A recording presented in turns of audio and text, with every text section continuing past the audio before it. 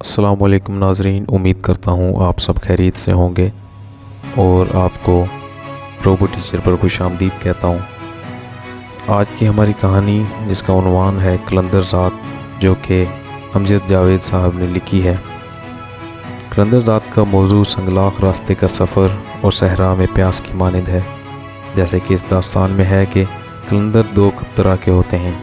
एक वो जो शुक्रगुजारी के आला तरीन मुकाम तक पहुँच कुर्ब इलाही हासिल करने में कामयाब हो जाते हैं। रब ताला भी इनकी ख्वाहिश को रद्द नहीं करता। दूसरे वो जो ज़ात के कलंदर होते हैं। इनका पेशा बंदर, रीछ और कुत्ते नचाना होता है। अमजद जावेद ने इसे जिस तरह निभाया वो तो आप इसे पढ़कर बखूबी अंदाज़ा कर लेंगे। ताहम मैं इस दास्तान को इसी एतमाद के साथ पेश कर रहा हूँ जो इनकी किताबों की इशाअत के वक्त मुझे होता है।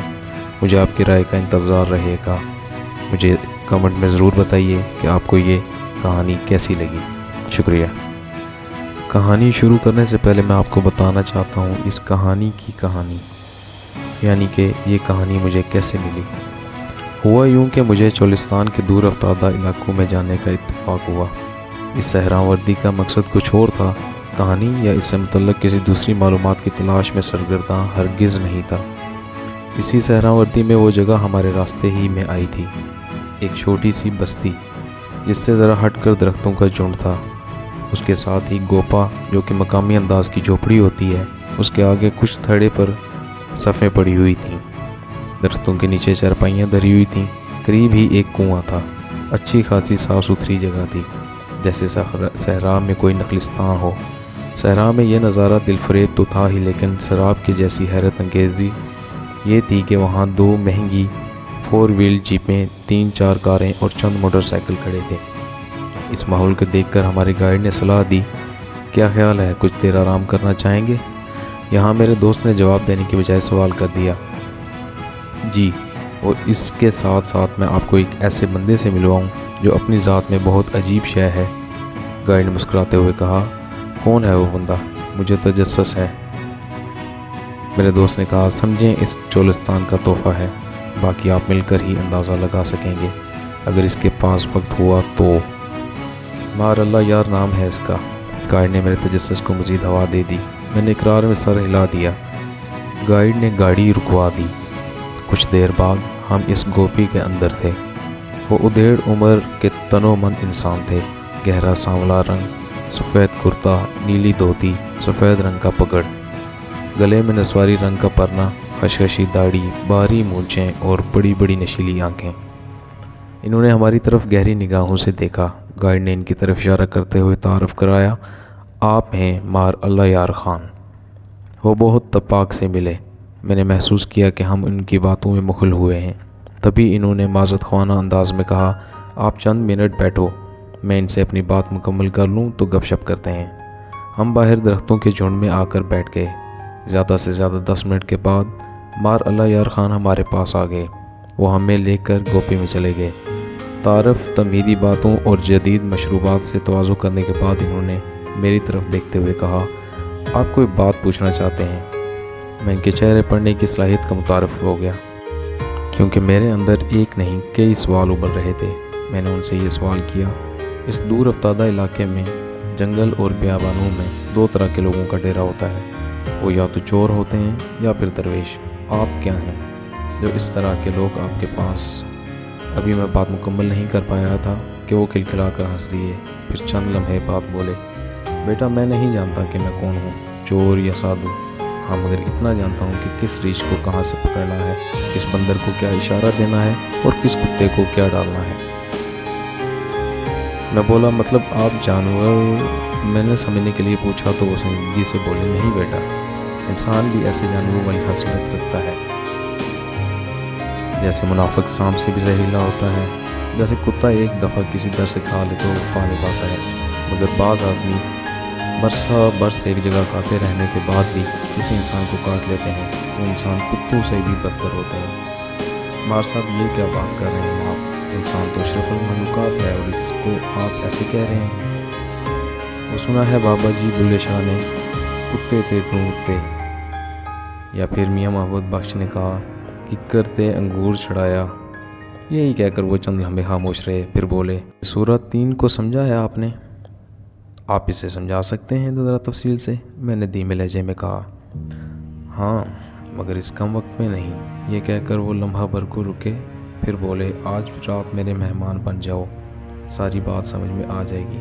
پھر جب تک تمہارا دل چاہے رہو ادھر، اور میں رات وہاں پر رہا۔ کہانی تو مجھے مل گئی، لیکن میں پہلی بار اس قلندر ذات سے متعارف ہوا جس نے میری سوچ ہی کو نہیں، خیالات میں بھی تلاطم برپا کر دیا۔ میں قلندر کے بارے جاننے کے لیے 3 سال تک سرگرداں رہا ہوں، ہر اس جگہ حاضری دی جہاں سے مجھے اس بارے علم کی ذرا سی بھی امید تھی۔ الحمدللہ میری مراد پوری ہوئی۔ اب اس کی کیا تفصیلات ہیں، میرے سوال کا جواب کیا ملا، یہی قلندر ذات کا موضوع ہے۔ میں امید کرتا ہوں کہ آپ کو قلندر ذات بہت ہی پسند آئے گی۔ پھر بھی میں چاہتا ہوں کہ آپ اپنے خیالات کا کمنٹ باکس میں کھل کر اظہار کریں۔ شکریہ۔ وہ میلے کی آخری رات تھی۔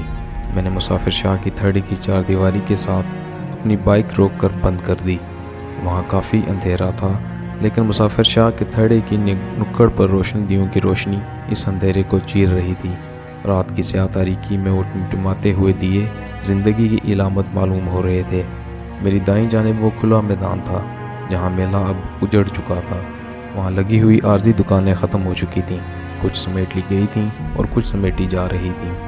کافی فاصلے پر سینکڑوں لوگوں کا مجمع لگا ہوا تھا، جہاں سے تیز روشنی کے ساتھ جا بجا نصب اسپیکروں سے فلمی گیت کی آواز ہر جانب پھیلی ہوئی تھی۔ میں جانتا تھا کہ اس مجمع کے پنڈال میں طوائفوں کا رقص جاری ہے۔ میں نے بائک کو لاک نہیں کیا، ویسے ہی دیوار کے ساتھ لگا کر اتر آیا۔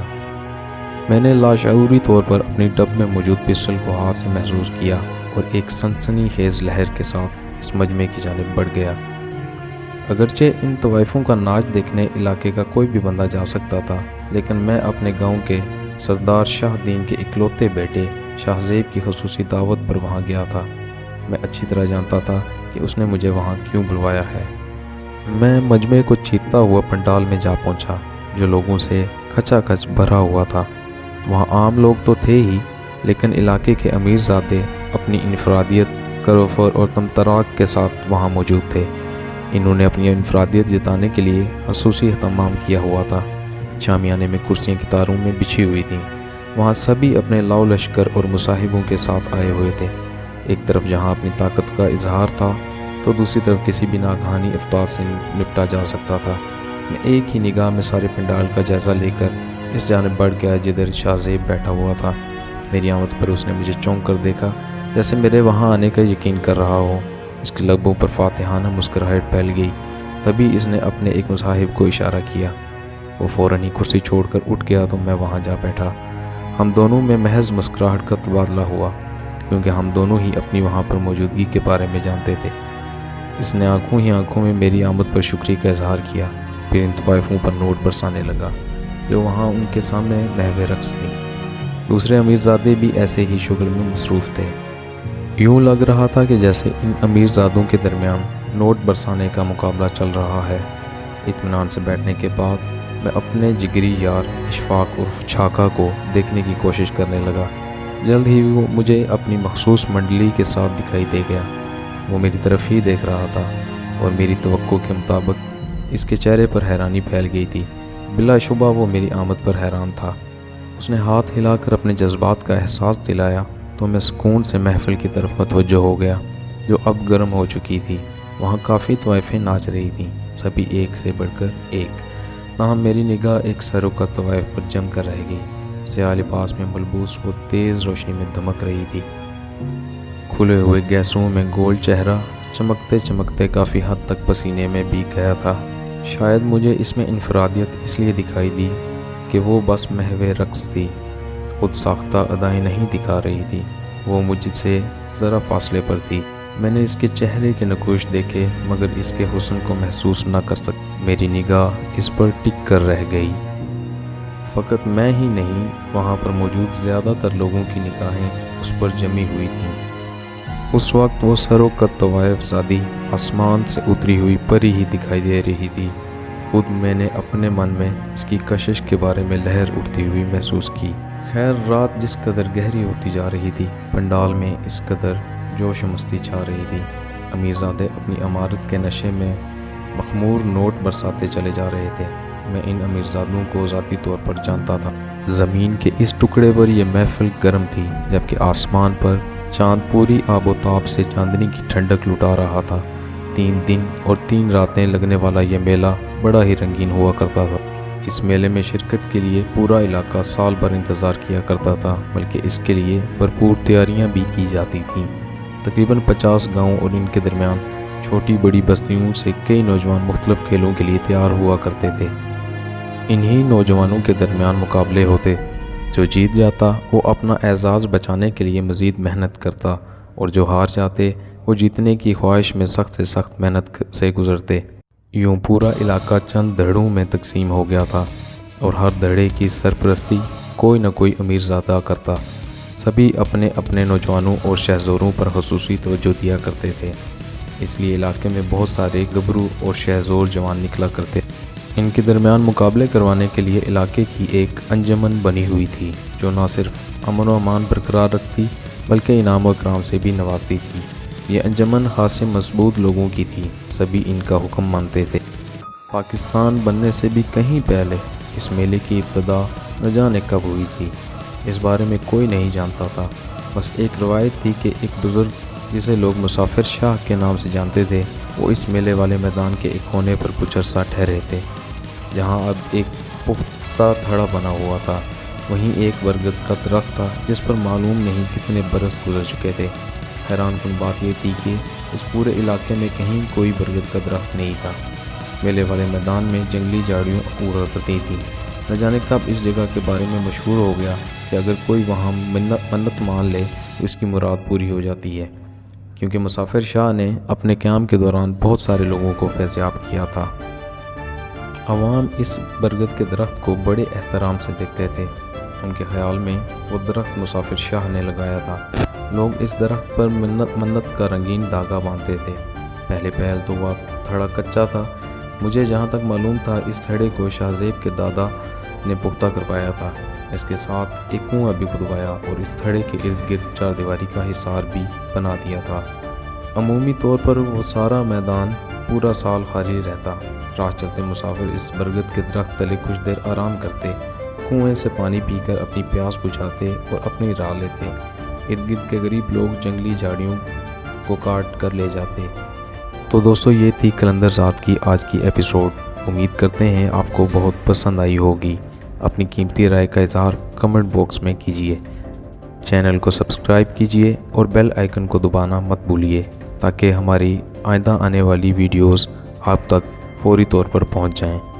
اپنا بہت سارا خیال رکھیں، رمضان مبارک کا احترام کریں، روزے رکھیں اور عبادت کریں۔ اللہ پاک کو منانے کا یہ بہترین موقع ہے۔ اللہ پاک ہم سب مسلمانوں کو ہدایت اور صراط مستقیم پر چلنے کی توفیق عطا فرمائے۔ آمین یا رب العالمین۔ اللہ حافظ۔